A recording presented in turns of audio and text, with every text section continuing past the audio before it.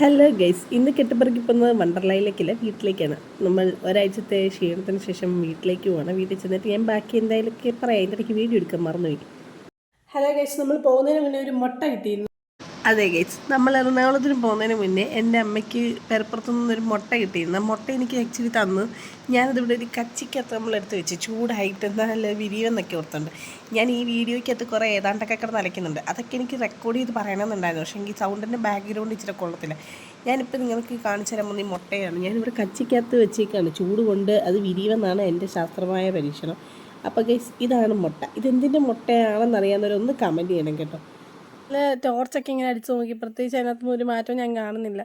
ഞാൻ വേറെ ചേട്ടൻ്റെ വീഡിയോയ്ക്കകത്ത് കണ്ടത് ടോർച്ച് അടിച്ച് നോക്കുമ്പോൾ ഒരു കുഞ്ഞ് ഇങ്ങനെ ഒരു റെഡ് കളറിൽ കാണുമെന്ന് കോഴി സമ്മതിക്കണം. ആ റെഡ് കളറിലൊന്നും ഞാനൊന്നും കണ്ടില്ല. എനിക്ക് തോന്നുന്നു അത് വിരിയായിരിക്കും, ചിലപ്പോൾ വിരിയാലായിരിക്കും.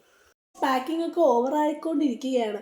നാളെ ഒരു ട്രിപ്പ് പോകുന്നുണ്ട് from the college. It's A surprise.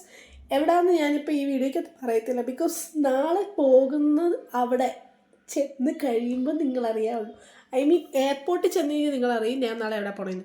എൻ്റെ ഫ്രണ്ട്സ് ഫാമിലീസിനൊക്കെ അറിയാമായിരിക്കും ഞാൻ എവിടെ പോകണമെന്ന്. അവരുടെ അടി വന്ന് കമൻറ്റ് ഇടില്ലായിരിക്കും എൻ്റെ വീഡിയോയ്ക്ക്. അതെ, അവർ വന്ന് കമൻറ്റ് ഇടില്ല എന്നുള്ള ഉറച്ച വിശ്വാസത്തോടെ ഞാൻ ഇതിങ്ങനെ ഒന്നൊക്കെ സെറ്റ് ചെയ്തുകൊണ്ടിരിക്കുകയാണ്. നാളെ നമ്മൾ എന്തായാലും പോകുമ്പോൾ അറിയാമല്ലോ. അപ്പോൾ ഇന്നത്തെ വീഡിയോ ഇത്രയേ ഉള്ളൂ. ശുഭദിനം.